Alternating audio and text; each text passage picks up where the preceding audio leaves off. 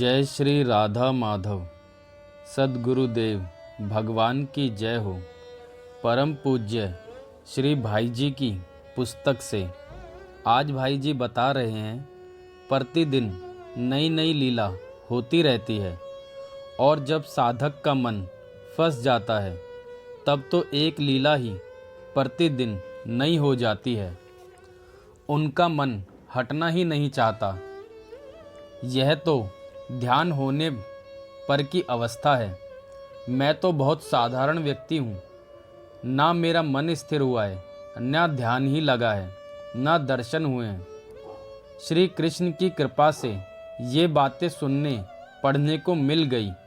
यही मैं अपने लिए अत्यंत सौभाग्य की बात समझता हूँ तथा जीवन को पवित्र करने के लिए एवं आप प्रेम से सुनते हैं इसलिए सुनाता हूँ। अनादिकाल से जो लीलाएं हुई हैं और अनंत काल तक जो लीलाएं होंगी वे सब की सब भगवान के शरीर में वर्तमान की तरह फिल्म के भांति सजी रखी हैं। अब यही फिल्म घूमेगी और भक्त की जो इच्छा होगी, जो लीला वह देखना चाहेगा, भगवान की इच्छा से उसी लीला वाला हिस्सा घूमकर उसके सामने आ जाएगा। जब उद्धव पहले मिले तब उनका अधिकार कुछ कम था, इसीलिए पहले वियोग की लीला उन्हें दिखाई पड़ी। फिर श्री गोपीजनों का दर्शन होने के बाद उससे भी परे एक अत्यंत विचित्र लीला है, जिसमें यद्यपि संयोग वियोग दोनों होते हैं, फिर भी जो अत्यंत विलक्षण है उसी में की पहली संयोग की लीला उन्हें देखने को मिली और उन्होंने देखा कि श्री कृष्ण तो यही हैं, यहाँ से कहीं गए ही नहीं। इससे और भी परे की लीला थी, किंतु सबको उद्धव ने थोड़े ही देखा था।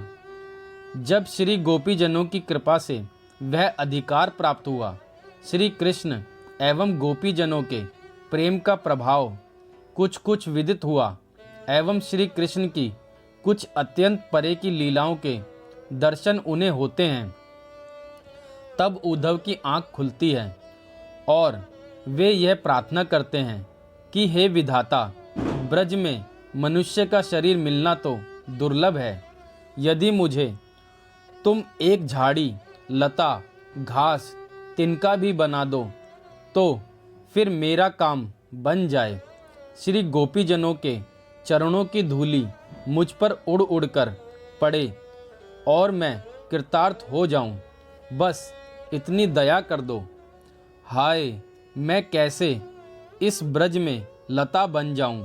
अरे, कम से कम मुझ पर श्री गोपियों की परछाई तो इस प्रकार पड़ जाएगी, बस इतना ही मेरे लिए बहुत है। पर हे भगवान, मैं क्या करूं? यह तो मेरे वश की बात नहीं है। मेरा अधिकार होता तो अभी यही लता बनकर मैं सदा के लिए रह जाता। हाँ, यदि मोहन प्यारे श्याम सुंदर प्रसन्न हो जाएं तो मेरा काम बन जाए। मैं उनसे जाते ही यही मांगूंगा कि हे गोपीनाथ, मैं तुमसे कुछ भी नहीं चाहता, केवल इतनी कृपा कर दो कि मैं ब्रज में एक लता बन जाऊं। पर मेरा भाग्य पता नहीं ऐसा होगा या नहीं। पता नहीं श्याम सुंदर मुझे यह वर देंगे कि नहीं। यह दशा हुई थी तब जब श्री गोपीजनों ने दर्शन उद्धव के हुए।